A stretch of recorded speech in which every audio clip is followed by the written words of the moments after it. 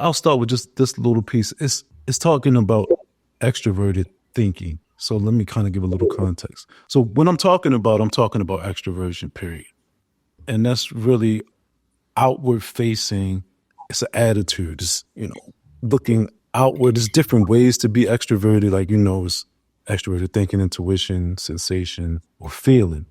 Whereas though two of those will be rational and two of those will be irrational. But the attitude itself is empiricists, I guess you would say. It's object focused. It's object driven. And because I'm very familiar with Jung's work, I think when I'm looking at what he's saying, it's more for me about setting a baseline understanding or using these reference points to get a baseline understanding. Because essentially I am using his framework as a basis for the points that I'm making. Right. So I think it's good to understand what he's saying from that standpoint, because if you don't understand this, you won't understand that. This is Jung's description of extroverted rational types. Now, that's a long piece, but I'm just going to read two quick pieces that I have highlighted from that. The first one is, it says, on a whole, the life of this type is never dependent on rational judgment alone. It is influenced in almost equal degree by unconscious irrationality.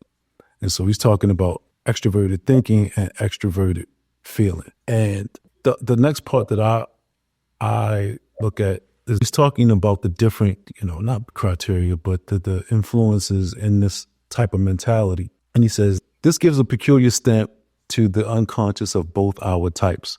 What they consciously and intentionally do accords with reason, their reason, of course, but what happens to them accords with the nature of infantile, primitive sensations and intuitions.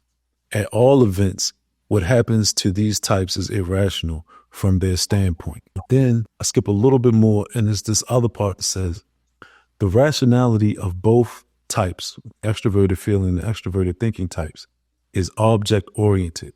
And this is what I mean about the objective mind piece. Object-oriented and dependent on objective data. It accords with what is collectively considered to be rational. For them, nothing is rational save what is generally considered as such. Reason, however, is in large part subjective and individual. And our types, these types that we're talking about, this part is repressed, and increasingly so as the object gains importance. So as the object, as they keep raising the object higher and higher, they're not making that connection to the self and that subjective reason, right? Both the subject and his subjective reason, therefore, in constant danger of repression. And when they succumb to it, they fall under the tyranny of the unconscious, which in this case possesses very pleasant qualities. So I think that's a lot to start with, but I think it gives a flavor of what I'm saying about the pitfalls of an objective mind, because the topic is the hidden pitfalls of an objective mind. So anything like questions or something that pops out to you about that, or something that you feel like is not touched within those comments, or an area that's not touched within those excerpts? So I think the excerpts are great.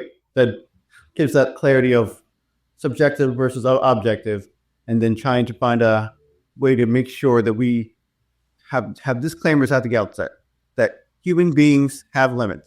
There is no such thing as absolute objectivity. There's no absolute subjectivity. We cannot pretend that bias doesn't exist, that we don't have thoughts and beliefs and values or whatever. We can never get into that point where people start debating like, well, I mean, everything's just subjective. I'm like, no, everything's experienced by you, and your experience is subjective. That's fair. You can say that. But stop pretending that the tree outside of you is under your conscious control, under your conscious perception, but that's not the same as a control. Control is different than perception. You need to make a distinction. You need to have that clarity that absolute is not the same. So all we're going to talk about for the rest of this conversation is relative objectivity. Like, we are talking in context of the data, of the things that we can perceive. We have contextual objectivity. I see a color, you see a color. Maybe we perceive something different, but we're both going to refer to it as red. Because it's in that same visual spectrum. And therefore, when we point to the thing that has the same visual spectrum, we refer to it with a shared identity, a shared label, so that we can say this is the identity of the thing that we are pointing at. And that is now objective. It's no longer you or me or who feels this way. Nope. We are now clearly operating in a room of these are things that are not us. And the things that are not us, we can identify, we can label, and we can use this shared language to say we now have contextual objectivity. True. I mean, I don't disagree with any of that. I guess I could add, but I think that's a good starting point, right? Yeah, please add so that we can all be on the same page, because I love having clarity, because that allows us to then build from here. Yeah, I mean, because none of what you said, and I suspect this was always the case from the beginning, none of what you said I disagree with, right? But my interest in talking about this topic is not that part. Because I think, like an objectivist, as an example, I think none of us are really going to disagree about this part. And this is why I say the hidden pitfalls of an objective mind is because I don't really think most people understand the part that I'm talking about. This is what makes thinking either introverted or extroverted indistinguishable, in a sense, from one another, because people don't really understand the differences between introversion and extroversion. And I think I want to just give a little bit more context here. Here's the context for kind of like this part for what Jung was talking about.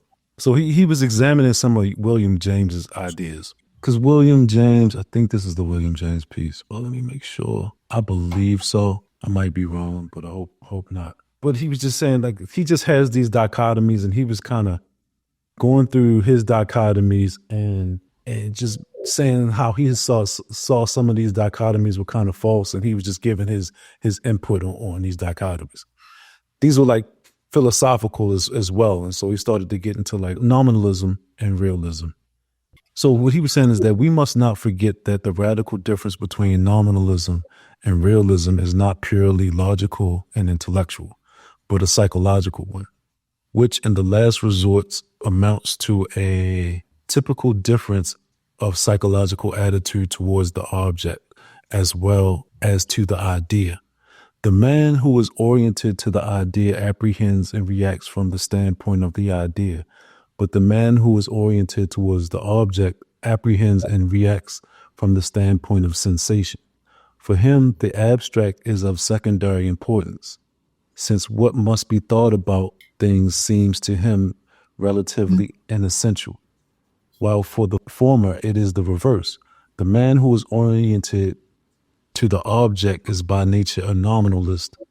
Name is sound and smoke, and this is from a book, Faust, insofar that he has not yet learned to compensate his object-oriented attitude. So I think that kind of gives a little bit more context to it.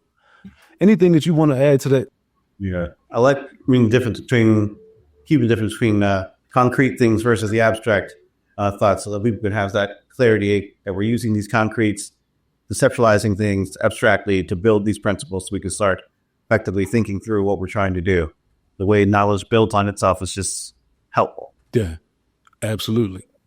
And the hard thing about it is, and this is the good thing about type and the way that Jung's frameworks work for me, because it's not really choosing one or the other. It's about how to use both. And I think a lot of times, and this is why you get these confusions and stuff like in philosophy, when people say, well, I'm an empiricist, the thing is the true thing. And the idea guy is like, no, the idea is the true thing. And it's Plato versus Aristotle, back and forth. Yeah, like, come on. We've done this before. Like, what do you think? What is your standard for evidence? All right. Well, then if we don't agree on our standard, then we're not having a conversation yet. We don't agree yet. You can't say it's true. You can only say, I think it's true. I like this more than this. This is my value. I'm like, oh, that's great. You have a value. That's cool. But yes, if you actually value objectivity, then we can finally get to a point of saying, it is important to note the things that are not me that I need to validate with actual evidence of my perception. I thought it was this way. I tried it out this way. It ended up being this way. That was useful knowledge to me. And that is a different approach then to effectively having conversations about what it is that we're considering, what we're talking about, what we're doing, and what data is in the context of what we're talking about. It's like, I want to put everything in this category that we can focus on so that we can use it well. And that is a different approach than other people, than everyone. Like, not everyone agrees that this is the way they prefer to think. And that's choice. Right. And then we start getting into a preference conversation. Here we go. And I don't like preference conversations with people who don't understand that they're talking about their preference. Right. You know, a preference conversation is fine if you know that we're talking about preferences. But if you're saying, if you're trying to push off your preferences as facts of reality, this is the way it is to you. You finish your statement. And if you want to listen to me, then I'll tell you the way it is to me. And then once we decide what the way it is to us, then we can finally start the conversation.